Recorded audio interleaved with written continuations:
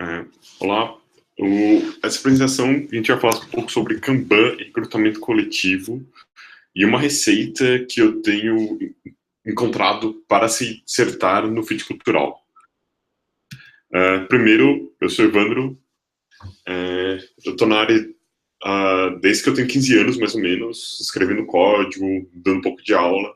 Eu entrei para o mundo ágil mais ou menos em 2007, e desde então eu já trabalhei com várias metodologias, como Scrum, Kanban e várias coisas do tipo, assim. Atualmente sou gerente de engenharia no Moip.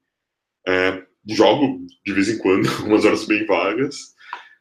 E eu sou um DevOps há 9 meses. DevOps é uma brincadeira que eu costumo fazer com DevOps. E com o fato de eu ser um pai recente. Então, tenho um filhinho bem lindo. E o que me deu o cara de DevOps. A grande pergunta, assim, antes de começar, o que é cultura organizacional, né? Porque eu falo assim, muito sobre fit cultural, mas vamos definir um pouco melhor o que é cultura organizacional. A cultura, esse é um texto que está num blog de uma empresa de RH, tem um link ali embaixo, e ele cita claramente que a cultura é formada por aqueles que estão no dia a dia fazendo as coisas acontecerem. Por mais que a empresa defina algumas coisas, mas a cultura real é aquilo que está no dia a dia, o que acontece e o que faz com que as pessoas tomem decisões diariamente. A cultura é o conjunto das crenças, atitudes, os valores e o comportamento que um grupo tem dentro daquela empresa. Por mais que existam os valores da empresa, alguns grupos podem executar valores diferentes do que os valores que a empresa prega. E a cultura organizacional é, na verdade, o que é executado no dia a dia, os valores que o time tem, as atitudes e as crenças deles. E assim, o que é o fit cultural, né? Então, você tem a cultura da empresa, que é formada por crenças, atitudes, valores e comportamentos dos grupos que trabalham no dia a dia, e você tem a cultura do candidato, que também são crenças, atitudes, valores e comportamentos dele, que ele adquiriu com vivência em outras empresas, na escola, no dia a dia, na família, na rua. E o fit cultural é quando você consegue cruzar essas crenças, atitudes, valores, comportamentos da cultura da empresa com as crenças, atitudes, valores e comportamentos do candidato que está entrando dentro dessa empresa.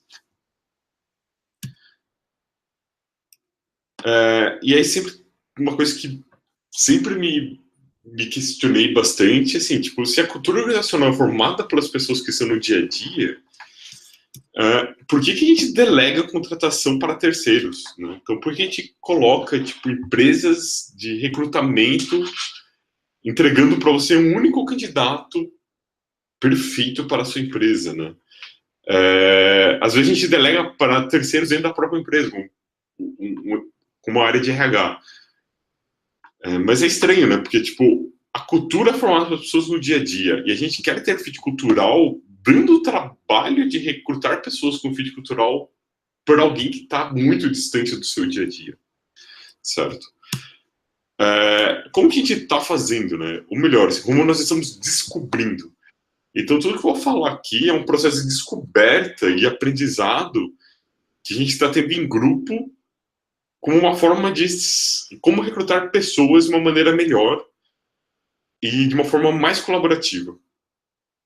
Tá, então, isso é um momento atual, mas teve muito aprendizado e também não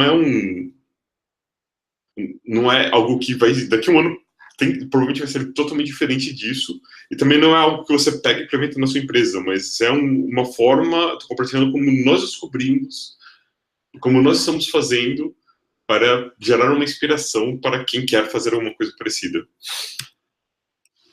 Basicamente, as pessoas escolhem com quem elas querem trabalhar.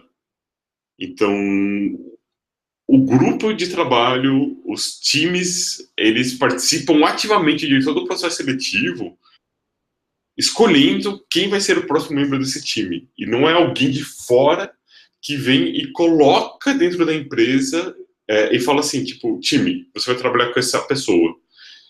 E eu já vi casos, assim, de na segunda-feira de manhã, o time nem sabia que ia ter um novo membro. Tipo, chega na segunda de manhã e fala assim, esse é o novo membro do time. Tipo, isso não é legal, certo? Então, a gente inverteu isso. Então, o time ele escolhe e o time apresenta quais são, ou qual é a pessoa com quem ela vai trabalhar. Então, e sempre quando eu falo sobre isso, né, sobre, tipo, o time escolhendo, as pessoas questionam coisas tipo assim, pô, mas eles sabem recrutar, eles sabem selecionar, né? E até tem essa tira do Gilbert legal, que tem um candidato fazendo uma entrevista e ele fala, e o gerente fala, tipo, nossa maior prioridade é o fit cultural. E aí o candidato encontra o Gilbert esqueci o nome desse outro carinha ali, e fala, cara, tipo, mano, vocês podem falar um pouco da cultura aqui? Aí eles falam, pô, isso aqui é como um paraíso, tipo, o melhor lugar para se trabalhar. Só que na verdade não é, né? Então, tipo, os caras estão zoando o candidato, e o candidato, tipo, fica animado em querer trabalhar ali, né? E assim, e é isso, né? Tipo, as pessoas sabem recrutar, né? E essa é a maior dúvida que as pessoas me levantam quando eu começo a falar sobre isso, certo? E a grande questão, é, para mim, assim, no ambiente que nós estamos, no ambiente ágil, no ambiente, tipo, colaborativo, as pessoas não vão sacanear o candidato, sabe? Eles vão realmente querer trazer um cara que faça sentido para a empresa, certo?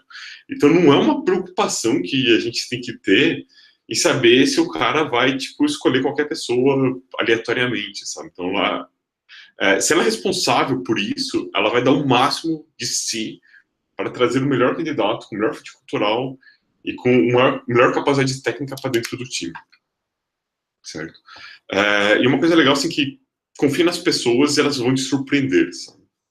Basicamente é isso. Bom, a ideia do recrutamento coletivo. Então, a gente dividiu vários times e cada time com 2 ou 3 pessoas, onde tenta, a maioria das vezes, ter 3 pessoas em cada fase do processo, certo? E esses times eles são compostos por pessoas que estarão no dia a dia do candidato. Sabe? E a ideia é tentar ser o mais diversificado possível, no sentido assim, de ter um sênior, um pleno júnior, ou um QA, um dev, alguém de UX. Tentar diversificar bastante esse time para não ficar sempre ser exatamente igual, né?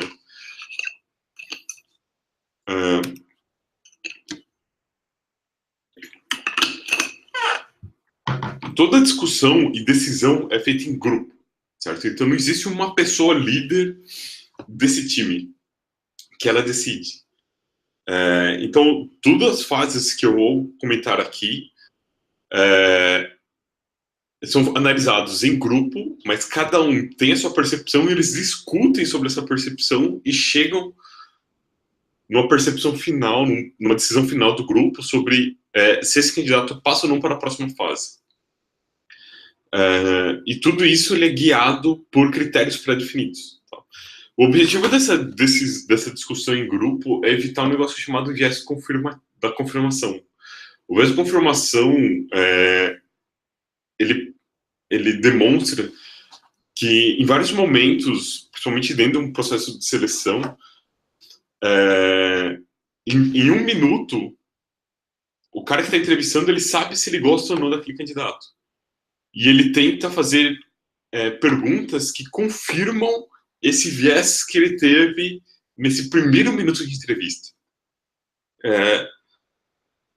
Em 1 minuto, o cara saber se gosta ou não é meio injusto para o candidato. Às vezes é uma entrevista de 1 hora, sendo que no primeiro minuto ele já teve o parecer dele e ele só está confirmando esse parecer, né?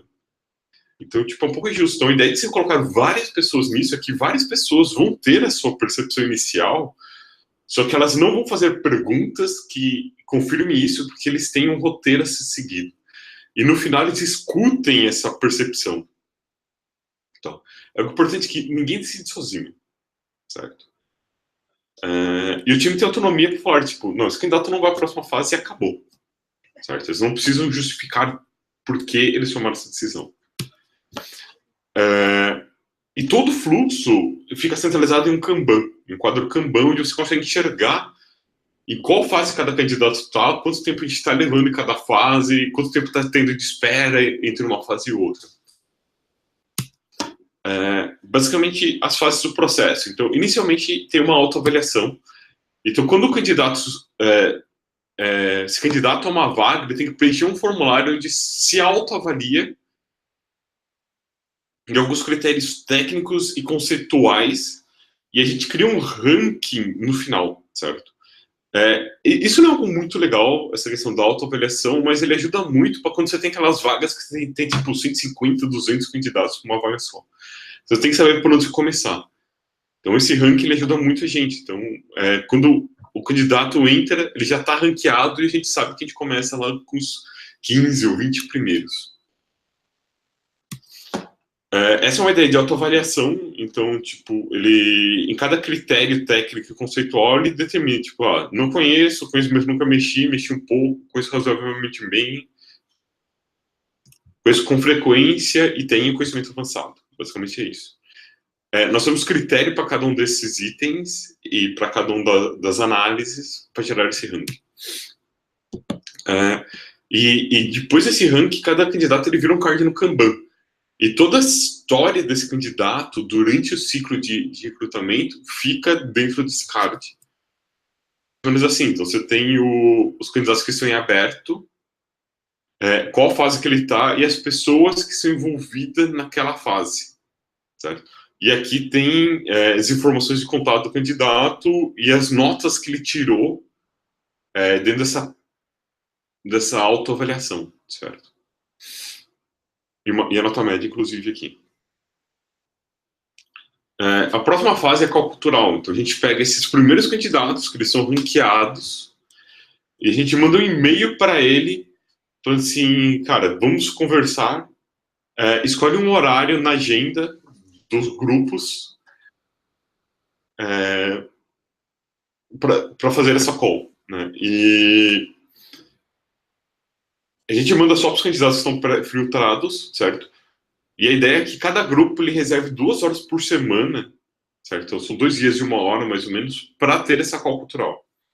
A call normalmente dura 45 minutos, e os 15 minutos finais é para discussão e preenchimento dos critérios, e o grupo decidir se passa ou não para a próxima fase. É importante dizer que o grupo não decide quem ele vai entrevistar. Então, nessa agenda onde o candidato escolhe qual é o melhor horário para ele, ele acaba caindo em um dos grupos, certo? Então, não tem essa coisa do grupo pré-analisar ele. Ele fala, tipo, não, eu quero isso, eu quero isso, eu quero isso. Tá. Esse é um exemplo de critérios. Então, esses critérios são definidos pelas pessoas que estão participando do processo de recrutamento e tem o objetivo da gente ver o fit que o cara tem com a empresa. Então, primeiro a gente pergunta se o cara conhece a empresa, a gente tenta identificar como que ele trabalha em equipe, como a interação com outras pessoas, as experiências passadas e o quanto isso ajuda para dentro dessa vaga que ele está entrando agora. E para cada um desses critérios tem algumas perguntas pré-definidas que os avaliadores vão fazer. Então, por exemplo, eles perguntam, cara, tipo, me fala como é o seu dia a dia. E esse como é o seu dia a dia ajuda eles a responder perguntas do tipo, trabalho em equipe, interação com as pessoas. Ele respondeu isso, então, cara, se você tem um problema e não sabe como resolver, o que você faz?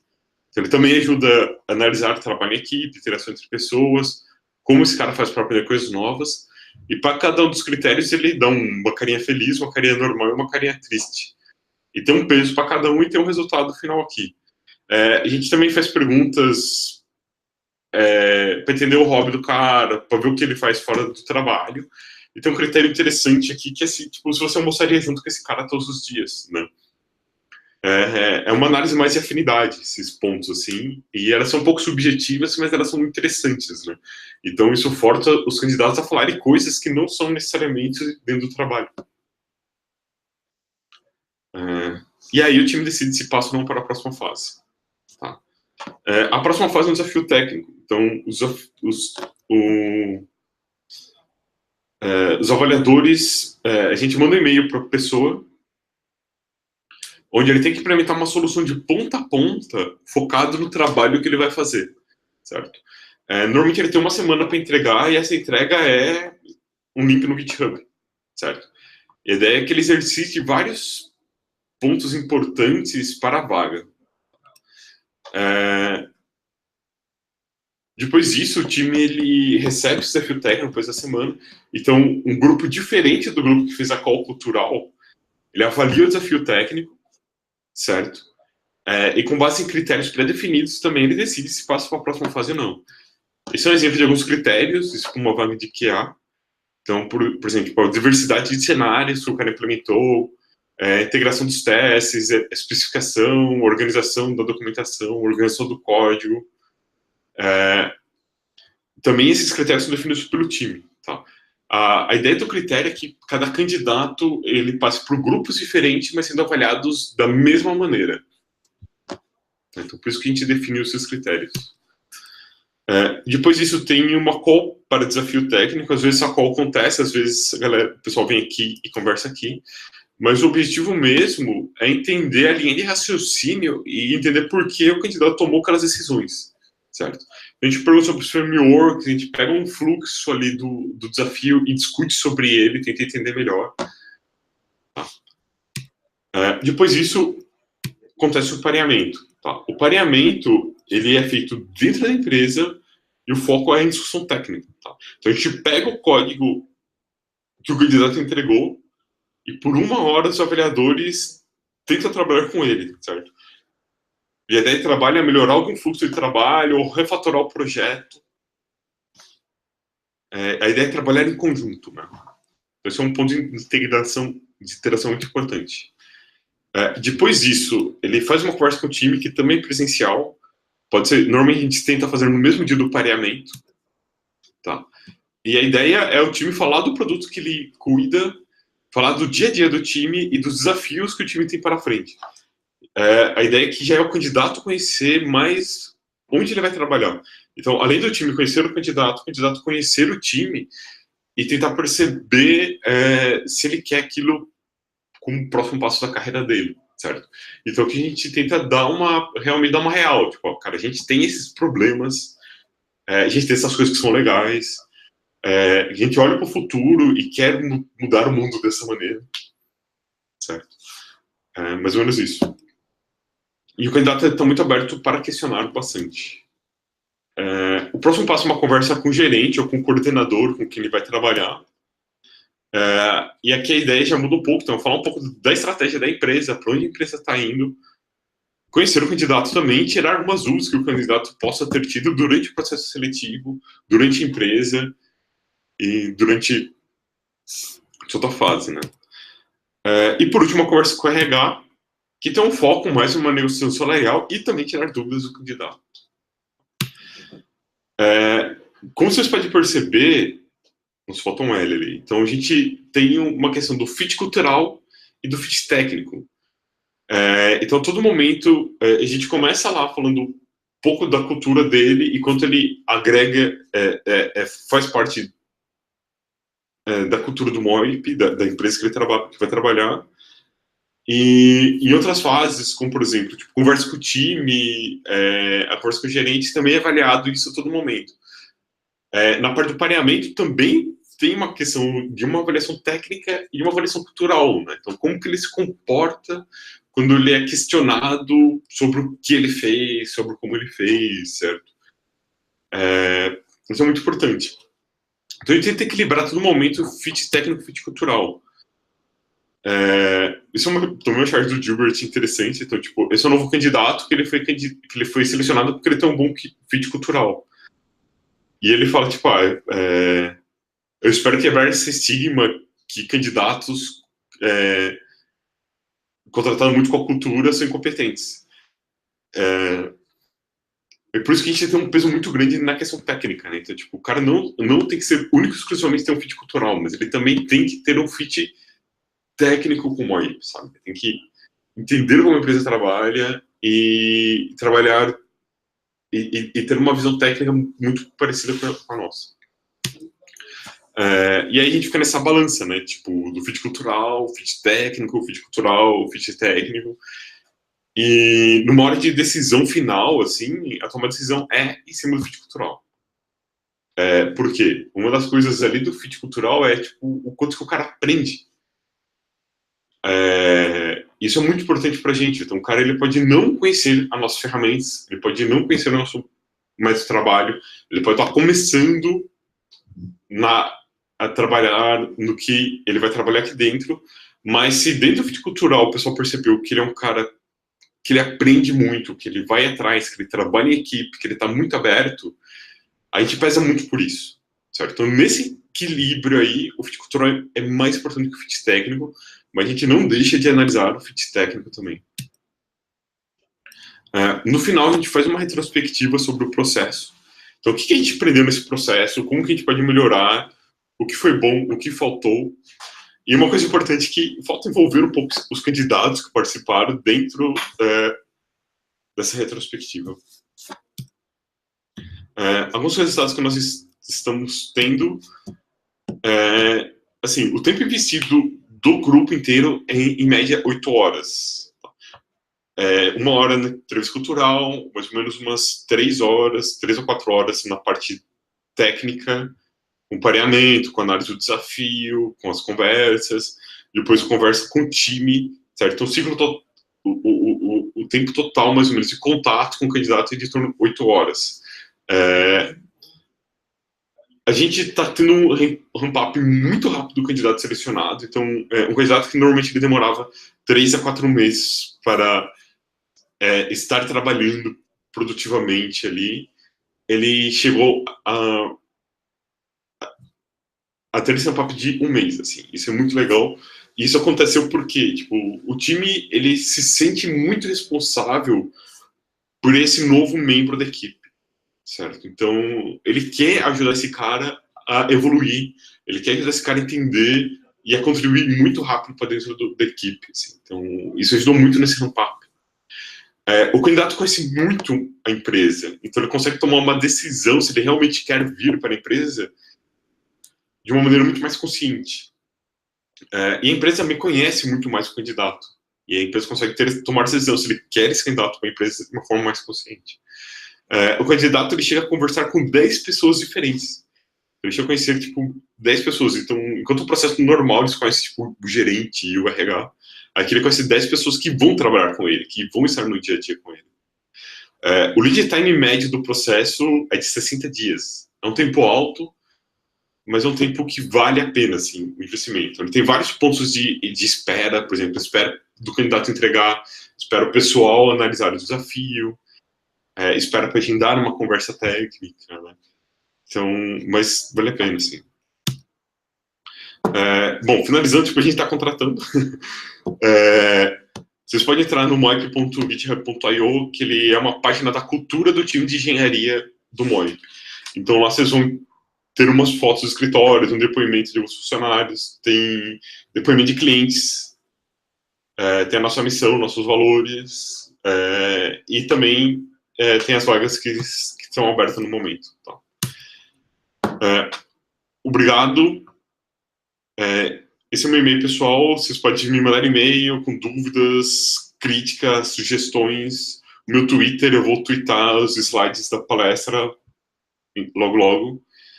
E eu tô no Slack da Agilidade, eu fico online o tempo inteiro ali, então vocês podem me chamar ali para conversar, tirar dúvidas, até melhor do que o e-mail.